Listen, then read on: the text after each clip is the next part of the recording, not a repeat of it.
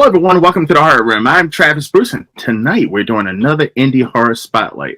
I have with us today, he is the producer of a amazing indie horror film that's right now is in demand on its Indiegogo, and it's called FRYER Slaughter, and it's directed by Matthew Mark Hunter.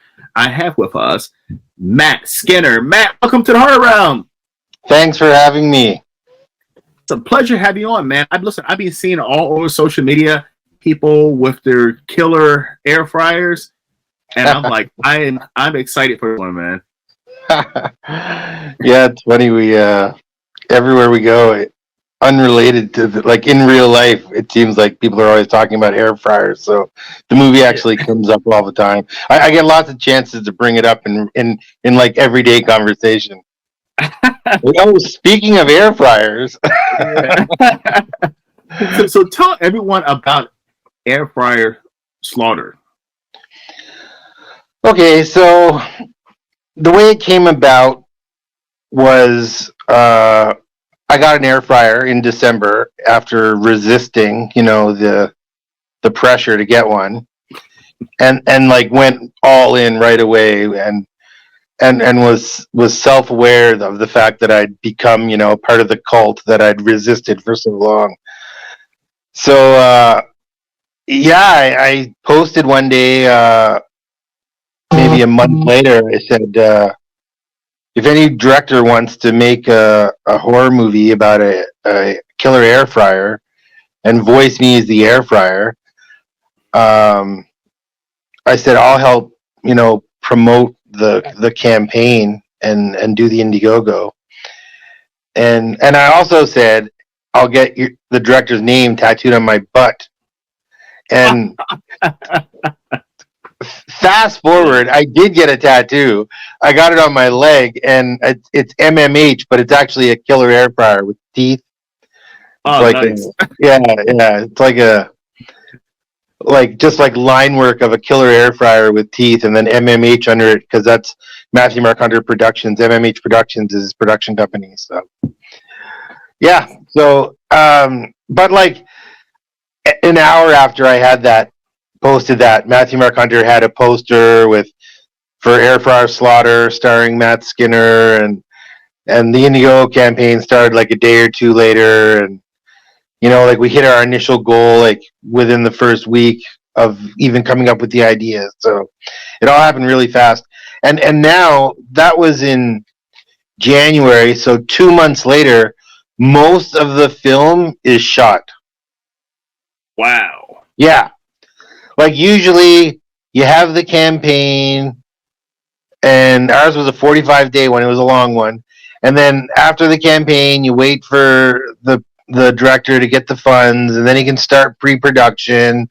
And then, a couple months later, he starts filming. And so it wasn't like that. Matthew Mark Hunter is filming all the time. He has 200 shorts and features on YouTube, a lot of shorts. He's got 10 videos on Trauma now. And I'm hoping that's where FRYER Slaughter ends up, on Trauma. Lloyd Kaufman is in the movie. Nice. So Lloyd's in the movie, and Matthew Mark Hunter, he's got a real Trauma feel to his movies. 80s, all practical effects. He's got a demo reel. I would suggest people check it out on the Indiegogo page or on the MMH Productions YouTube page. It's also probably easier to find on the Indiegogo under FRYER Slaughter. It's like a 2.5-minute demo reel, 2023 demo reel, and it's fantastic. Like, it's when you watch the campy, funny 80s style practical effects, you would think this is exactly what you would want for a killer air fryer movie. Yes. Like, it's a perfect match. So I'm not even sure now where I was going with that. I got off on that Trauma rant because he does have that Trauma style down, and he's definitely perfect for this. So so he's got his crew in Ohio that he works with all the time on all this stuff. So as soon as he had the idea, he was reaching out to people. That same week, he went out looking at set locations. So he started filming almost right away. he already had like buckets of blood and practical effects stuff for practical effects, body parts, latex and silicone body parts. He's got an SFX guy that he uses all the time. He's got a music guy he uses all the time for his score. So he hit the ground running, and there was just no delay. So he's already filmed 4 weekends, which is most of our principal photography, and it's shot on video. He's like total Trauma 80s style. Really? It's shot on video. He shot the whole thing on video, and so all he's got now, I think, left is one more weekend of filming, maybe some pickups, and then he's got to put all the remote stuff together. We got a lot of remote scenes going on. But yeah, it happened incredibly fast. So he expects the trailer to be out April, and then he's going to conventions this summer. He plans to have the movie on DVD at conventions this summer. Nice. I mean, if you know anything about the turnaround time, that's incredible. That's absolutely fucking incredible. It's unheard of, right? Like, it's unheard of. So basically, the whole time he was going out of pocket for everything, but basing it on what we'd raised on Indiegogo, because he's like filming and spending before he's even seeing any of the money. So he just kind of worked his budget into like what we'd raised so far minus their fees, Yeah. And it's great. Like, he's got. If anyone wants to join our Facebook group, Air Fryer Slaughter, there's some behind the scenes stuff there. There's some behind the scenes photos and also a little bit of video. And there's some great practical effects. Like, he's released a lot of stills and video from the face melt scene that they did, and it looks awesome. I saw that. Yeah, I did see that. Yeah, I love a good face melt. And yeah, it's gonna look great, and it's gonna be really funny. So it's gonna be like, it's got like gory kills, but it's got funny kills, and I think it's gonna be a healthy combination of the two, and lots of like bad jokes, bad puns, just funny stuff. Like it's a movie about a killer air fryer, right? So it's exactly what you think it's gonna be like. Like, this is exactly what Air Fryer Slaughter sounds like, Like, I watched Microwave Slaughter, which is a classic shot-on-video 80s horror movie, but it's not about a microwave killing people. It's about a guy who kills people, and he cooks a couple of them in the microwave. Like, it's totally different. So this is literally about an air fryer that's going around slaughtering people. And originally we wanted, like, an hour runtime, but then we got this amazing cast ensemble, and so we had to add in more kills. Matthew had to add in more kills, and so now we're up to like over a dozen kills. Nice. Yeah, so it's gonna be fun. There's gonna be lots of and if you ever watch his highlight reel that I'm always pushing, his demo reel, there's literally like buckets of blood flying around, like just blood everywhere, and that's what it's gonna be like. It's just gonna be like really funny but really bloody. And some gruesome kills, but also some funny kills, and I think it's going to be a really good time. It did push it up to like, I think we're looking at around 75-minute runtime now, which is kind of like, I'm one of these guys who like, I think indie horror movies should be around 75 minutes, 90 at the most. Lots of them are fine at an hour. I don't think you need to pad them just to get the time up, Yeah. But we were like, everyone wanted to be part of it, and everyone was like, well, can I at least do a remote role? And so we got we got Jessa Flux is actually Jessa Flux is doing she was in my favorite movie last year, my favorite indie horror movie last year, Murder Size, and she was in the funniest love Murder Size. Yeah, I actually had the 2 directors on my show last year. Plus, I also gave it a award, a Heart Room Award, for the best tits and ass. Nice. Yep. That's awesome. I love Angie and Paul. They're awesome. Angie and Paul, amazing. And Jessa was great in that movie. And that energy when she's like screaming at Drew Marvick and Kansas Bowling, that's like the energy and the like. When I saw that, I was like, oh man, she would be perfect for this scene that we just sort of invented late one night when we were brainstorming. And I was like, you know what? I know it would be perfect for that. So let me reach out to her And if she'll do it, then yeah, we'll put that as part of the movie. And we got her.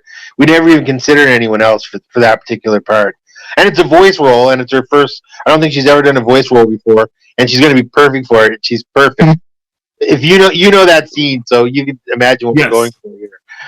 Listen, I remember like before you reached out to me, I saw the air fryer post all over the indie social media groups. I was like, "What the fuck is that?" I was like, "This looks amazing." And then you reached out to me and you said, "I'm the air fryer guy." I'm like, "Oh, yep, you're coming on the fucking show." But this was back in January, and it was crazy because then, like you guys, like you were saying, you just started the Indiegogo. Yeah, it's crazy that the movie is almost made, and we're in March.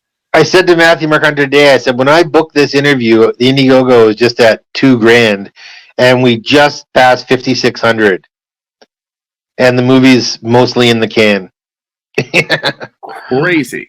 It's crazy. It's crazy stuff. And the cast just blew up. Like, when I first talked to you, it was like mostly the Ohio crew, but then we got Mel Heflin and Morgan Milam. I hope I'm saying her last name right. Used to be Thompson. Heather Harlow, Jeff Kirkendall from the Polonium movies. Nice. Rudy Ledbetter and Clint Beaver. They're like these insane people who are in like 99% of the indie horror movies I watch.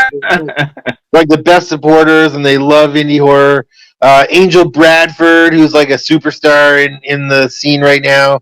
Jamie Morgan, Jamie Morgan, Jeff Kirkendall, and Tim Hatch. I love them from all the Polonium movies.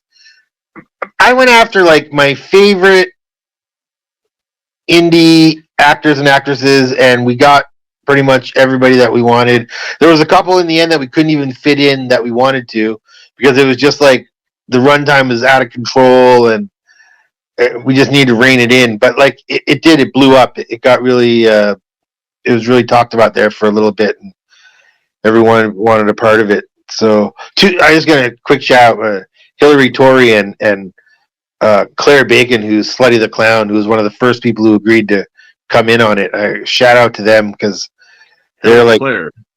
They're like day one supporters, and before we knew how big it was going to be. I mean, I say big. We raised $5,000. You know, that's like a no budget movie, but I mean, we wanted 1,500. You know, like we were hoping for $3,000, and the Mahal brothers, Michael Mahal always says, you know, ask for half of what you want, and then you got a better chance of reaching it and going in demand. And so we did. Like, we asked for about half of what we figured we needed, and then we raised even more. So when we got that extra money, we hired some extra cast members. You know, we hired some of those people I just mentioned, and we upped the kills, and we upped the special effects, and we upped the blood, and it's going to be great. I'm really excited for everyone to see it. I can't wait to see the trailer myself. I've seen like a bit of raw footage and read parts of the script, but I haven't seen like the entire script, and there's lots of footage I haven't seen. But Matthew Mark does send me lots of BTS. God love him. He keeps me right up to date. I love it because I'm up here in Canada, right? I'm so removed from the indie horror scene that I'm such a part of the indie horror scene, but I'm physically removed from it. So I really appreciate him including me. But Canada is starting to have an indie horror scene. Like I've interviewed a couple filmmakers up in that way, but it's not as big as in the States. It's not as big in the States, but Canada is starting to definitely have a little pop to it. Now, yeah. I mean, we've got like Steve Merlot is part of the scene, and he's in BC. And Warren Dean Fulton used to be where I am in Ottawa, and now he's in BC. He makes movies, and Chris Alexander and Ali Chappelle, they're in like Toronto area, I think. So Steve Perrin, I think that's his name. Steve Perrin or Chris Perrin? I don't know actually him. Do you know the movie Jesus Christ Vampire Hunter? I've heard of it. I have not seen it. So that's like an old indie horror kind of success, and that was filmed here in Ottawa, where I'm from, which is unusual. Nice. Yeah, and the guy who filmed it owns our local indie theater, and he just put out a new movie called, last year, but I just saw it for the first time. Enter the Drag Dragon. So funny stuff.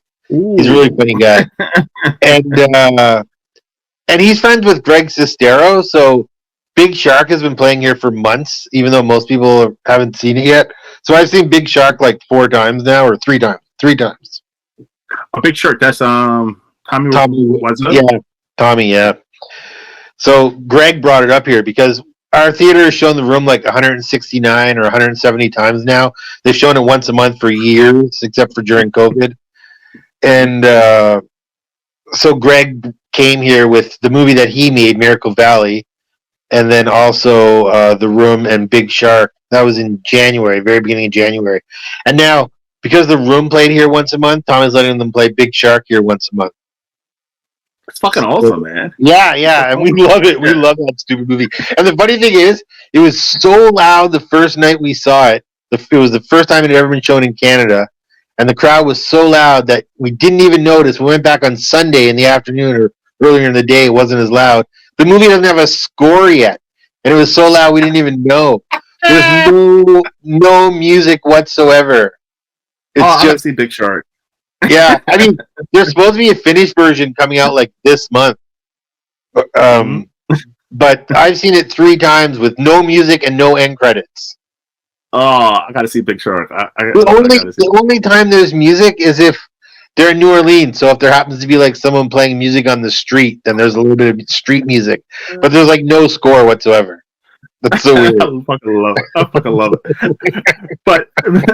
but speaking about air fryer, so like air fryers became the big crave. I was like 3 years ago.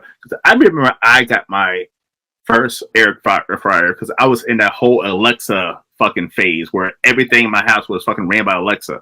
So I remember I got an Alexa ran air fryer. Unfortunately, I had a recall on it, so I had to get.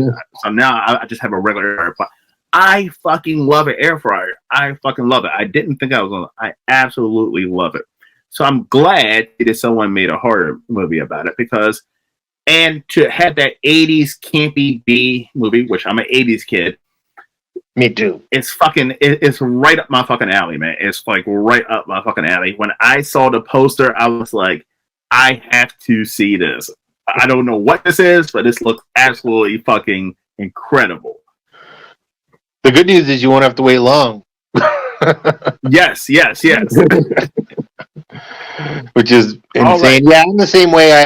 I was late to getting one, and then my neighbor, my neighbor's kid has a special thanks on our movie because for his birthday he decided he wanted an air fryer in December. A teenage boy asked for an air fryer for his birthday, and his mom was like fine and got him a little one, not thinking she would love it. And of course now they're doing like entire meals in this little air fryer they bought for this kid, and she's like, you gotta get one, like it's so good. And so finally I was like, fine, if you guys say so. Like, we don't have a lot of counter space. She's like, doesn't matter because you won't use anything else anymore. Like, you'll just be using your air fryer for everything. You can take everything else off the counter. And that's basically true. Like, we do everything in it now. We do bagels in it. Like, we do toaster stuff in it, plus oven stuff. We've even hard-boiled eggs in it. What's your favorite thing to cook in air fryer that tastes amazing in an air fryer that doesn't taste as good anywhere else? Oh, okay. So anything that we used to microwave is instantly better in the air fryer because it's crispy. Mm-hmm. So this is hard too because I started a diet in January, so I use it for like asparagus and shit now, not like what I used to use it for. So I love asparagus in it. It's so good and easy and crispy.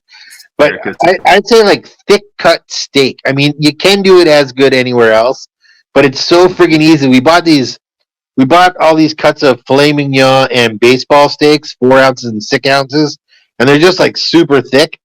And you just preheat the air fryer for 5 minutes and then toss them in for like 3 or 4 minutes. That's it, and they're done. I mean, we eat them rare, so we're basically just searing the outside. But like usually a baseball steak, they're like, oh, you got to either sear it on the outside and then finish it in the oven, or reverse sear and start it in the oven. But no, an air fryer does both, and it does it in minutes. So you take a big, thick cut steak and put it in the air fryer for like 3 or 4 minutes if you like it rare, a little longer if you like to ruin your meat, and it's perfect. So that's been a game changer for us. And my diet is like I'm basically just counting calories. I'm not. I didn't like cut out complete types of food or anything. I need a bit of everything as long as it's moderation and if my daily calories are below. So I can still eat steak. So it's nice, and actually the protein is good for me, and I eat like lean cuts of meat usually. So I've been doing a lot of steak and asparagus in the air fryer. Asparagus. I mean, I literally just cooked some asparagus in the air fryer, and they came out amazing. Oh, But it's for so good. me, I just put salt and pepper on it, and that's it. oh, it's fucking good, man. But Yeah. bacon in the air fryer. I don't even fry bacon. I don't put bacon in the oven. Bacon in the air fryer is it's the fucking best. It's nice and crispy. Uh, Oh, I love bacon. fucking! I didn't know bacon could be better than what it is until I fucking put it in the air fryer. I don't. That's the only way I cook bacon now. Is in the air fryer.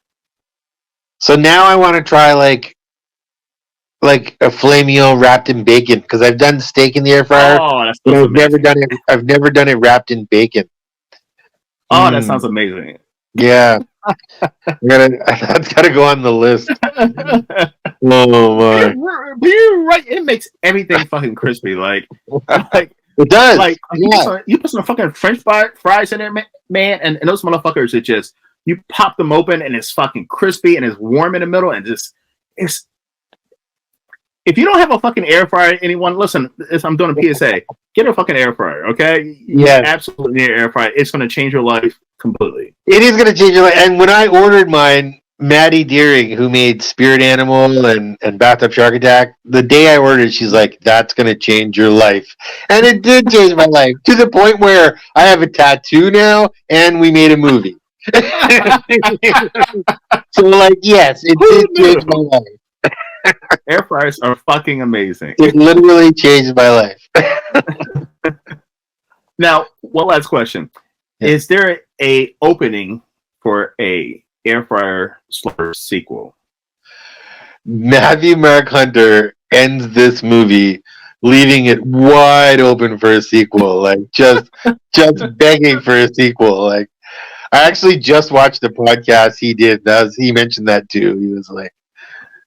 He was listing like future projects he has lined up, and there's a lot. And then he was like, "And we left the door open for a sequel." He sure did, which is great because I think it's going to be a lot of fun, and I think people are really going to like it. And I think a sequel would be a lot of fun at some point down the road. Yeah, I mean, it'd be nice if we just start having all kind of kitchen cook aids, just getting together and just killing people. Yeah. We could have like an evil Instapot Exactly. who's like he's bitter because no one gives a shit about him anymore. Because who gives a fuck about Instapot? Nobody cares about those fucking things anymore.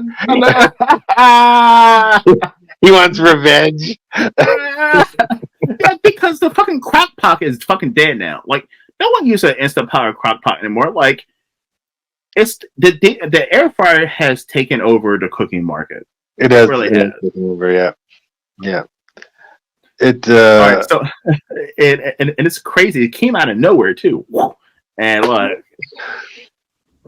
I'm sold on the air fryer. Listen, if something happened to my air fryer right now, I would go get a new one. I don't even use my microwave really until like we hardly use it too. And even reheating pizzas is so much better in the air fryer. Like, oh, it is so good.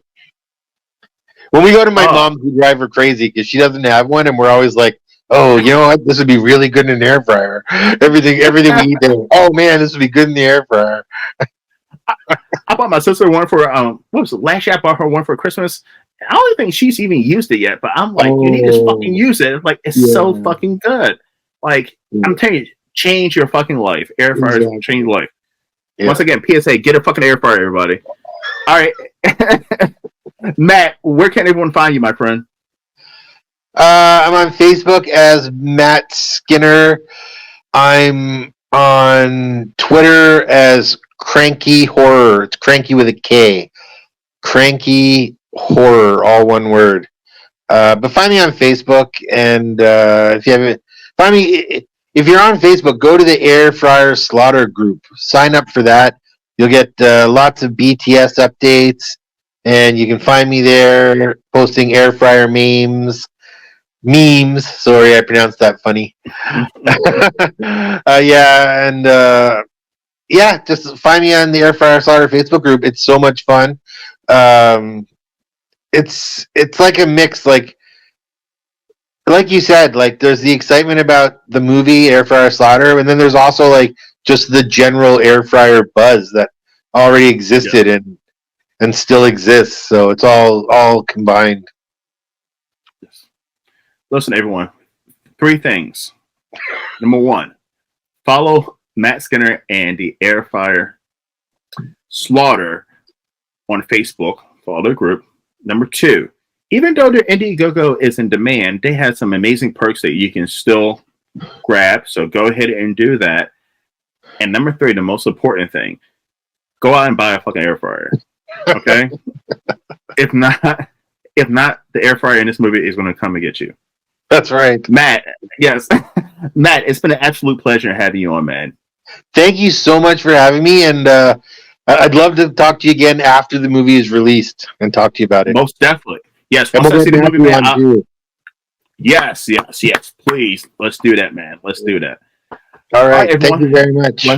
No problem. Everyone, thank you for coming to the Horror Room. Travis Bruce. See you guys next time. Take care.